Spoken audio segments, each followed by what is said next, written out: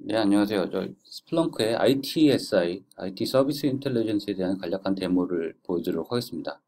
ITSI 첫 화면이 이제 서비스 애널라이저라는 화면이고요. ITSI는 스플렁크에서 모은 데이터, 여러 가지 웹서버 로그가 될 수도 있고, DB 데이터가 될 수도 있고, 여러 시스템에서 모은 데이터를 가지고 윗단에 논리적인 서비스 모델을 가지고 있습니다. 서비스 애널라이저는 그런 서비스들을 한눈에 볼 수 있는 어떤 첫 화면이라고 이해하시면 될 것 같고요. 뒤에 설명드리겠지만 이런 논리적 서비스 모델을 통해서 가장 상위에 있는 여기서 이제 데모용 환경으로 해서 버터컵 스토어라고 하는 어떤 환경 위에 이들 이루는 웹서버나 미드웨어나 DB 서비스가 이렇게 하나하나의 논리적인 서비스로 구성이 되어 있고요. 각각의 서비스는 여러 가지 KPI로 이루어져 있습니다. 한 예로 들어보면 예를 들어서 미드웨어만 선택해서 본다면 미드웨어 같은 경우는 여러 가지들이 어떤 엔드 유저 리스폰스 타임 같은 것들이 어떻게 보면 이 서비스류로는 굉장히 핵심적인 KPI가 될 수 있겠죠. 이벤트 카운트라든지 에러 카운트 같은 것들도 어떻게 보면은 이 서비스가 정상이냐 비정상이냐를 이룰 수 있는 어떻게 판단할 수 있는 KPI가 될 수 있을 것 같고요. 그걸 가지고 이제 점수를 매기는 거죠. 이 패스 스코어는 0점에서 100점까지 점수를 해가지고 이 계산이 되고요. 100점이 가장 좋은 거고 어, 빵점은 가장 서비스 문제가 있는 거로 이해하시면 될 것 같습니다. 한번 보시면 일반적인 하나의 웹스토어 서비스만 본다고 하면은 앞에서 보여드렸던 여러 가지 KPI들을 가지고 KPI의 우선순위를 부여할 수 있어요. 우선순위를 부여해서 이 서비스의 KPI의 변경함에 따라서 얘가 예를 들어서 특정 CPU 로드가 비정상이라고 했었을 때 이 전체적인 웹스토어 서비스가 어떻게 변경하는지 이런 것들을 튜닝을 통해 가지고 잘 점수를 매겨볼 수가 있고요. 그리고 각각의 이제 KPI들은 일반적인 스플렁크에서 검색문을 써서 대시보드를 만드셨잖아요. 검색문이 기본으로 들어가긴 하지만 훨씬 더 쉽게 되어 있습니다. 어떤 로그상에 들어있는 데이터 중에서 특정 필드만 우리가 인계치를 정하는 이 KPI의 인계치를 정하는 필드를 정의해 놓고 이 뒷단에 있는 어떤 알라팅 작업들, 주기적으로 스케줄링을 돌면서 이 KPI에 대한 어떤 점수를 계산하거나 이런 내용들이 다 일반적인 어떤 UI에서 검색문을 짜지도 않고 짤 필요 없이 그냥 쉽게 어떤 것들을 정할 수 있는 것들이 UI상에 포함이 되어 있습니다. 각각의 계산된 어떤 스레스홀드 필드는 이렇게 보시듯이 UI상에서 어떤 인계치 값을 정해줄 수 있어요. 그래서 지난 5분간 매 5분간 지금 돌고 있는데요. 5분간 돌았던 에러의 수죠. 500 스테투스한 이벤트 수가 19개 이상이면 심각하다라고 해서 이제 실제 KPI에 대한 어떤 점수가 낮아지게 되고 전체적인 서비스에도 영향을 미칠 수가 있겠죠. 그리고 각각의 서비스들은 여러 엔티티들, 서버 같은 걸로 구성이 되게 됩니다. 저희가 자체적인 CMDB라고 하기는 좀 그렇고요. 이 자체적인 엔티티들을 실제로 보관을 하면서 주기적으로 엔티티 리스트, 스플렁크에 저장되어 있는 데이터를 갖고 와서 어떤 고객사의 자산들을 등록을 해 놓는다든지 혹은 외부에 CMDB 같은 것들이 있으면은 CMDB랑 연동해서 전체적인 자산이랑 같이 해서 이 서비스들을 관리할 수가 있고요. 그리고 하나하나의 KPI들은 일반적으로 임계치들이 과거 여기 옆에서 보여줬듯이 어떤 임계치들에 대한 계산이 이런 식으로 정적으로 했을 때 한계들이 있잖아요. CPU 80% 이상이면 보통 크리티컬이고 60% 이상이면 원인이다. 일반적인 모니터링 툴들이 이런 정적인 임계치를 가지고 있는데 그 서비스의 성격마다 사실은 그게 굉장히 달라지잖아요. 그래서 어떻게 보면 모니터링 시스템들이 무의미한 경우도 굉장히 많고 무의미한 알람을 날리는 경우도 굉장히 많을 수밖에 없습니다.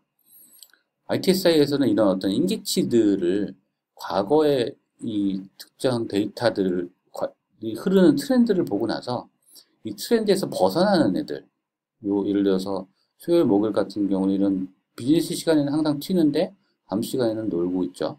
이럴 때, 예를 들어 요 경우에서 어떤 인계치 이렇게 올라갔다 했었을 때만 알lat을 날려라 라는 거죠. 그렇게 되면 어떻게 보면 좀 알lat 시스템이 과거 대비 좀 비정상인 경우에만 트리거링 될 수 있기 때문에 좀 더 현실적인 어떤 인계치 같은 것들을 머신러닝을 통해서 적용할 수 있는 그런 기능이 포함이 되어 있는 겁니다. 또 하나는 이제 anomaly detection이라고 해서 이상치를 탐지하는 겁니다. 이상치 탐지는 크게 두 가지 알고리즘이 내포되어 있는데요.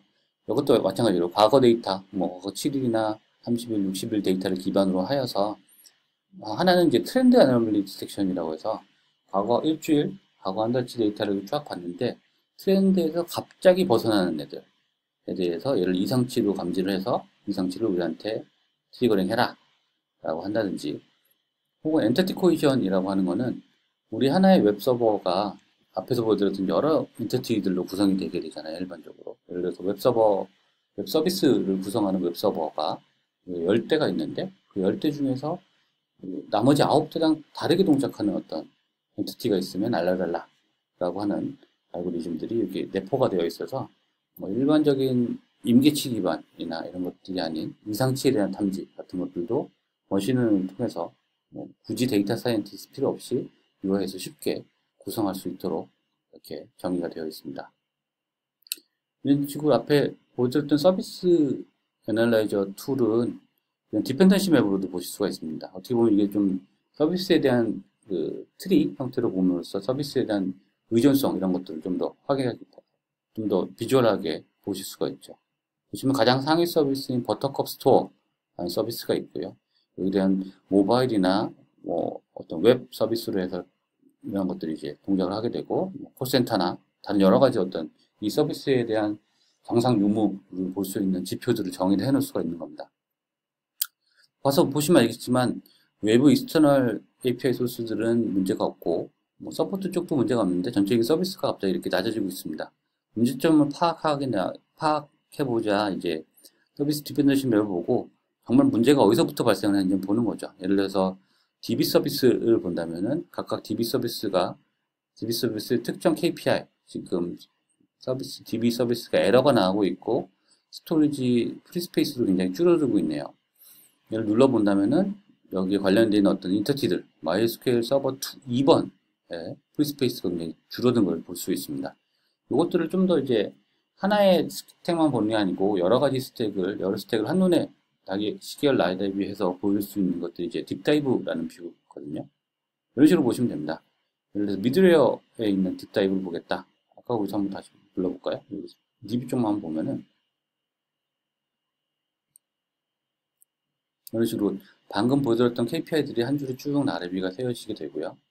지난 12시간 동안의 데이터들이 흘러간 걸 이렇게 보실 수가 있습니다. 스코어는 뭐 데모 환경이다 보니까 올라갔다 내려갔다 이런 식으로 데이터가 계속 생성이 되고 있는데 특정 시점에 와서 디스크에 대한 어떤 프리스페이스가 이때 문제가 발생을 하고 있는 거죠. 현재 문제가 발생을 하면서 리스폰스 타임도 문제가 되고 그 해당되는 시점에서의 어떤 이벤트가 뭐냐, 매트릭 값이 아닌가 이벤트 값까지 같이 보면서 MySQL 2번 서버에서 어떤 파일을 라이팅할 때 문제가 발생을 했다라는 걸 확인할 수가 있습니다.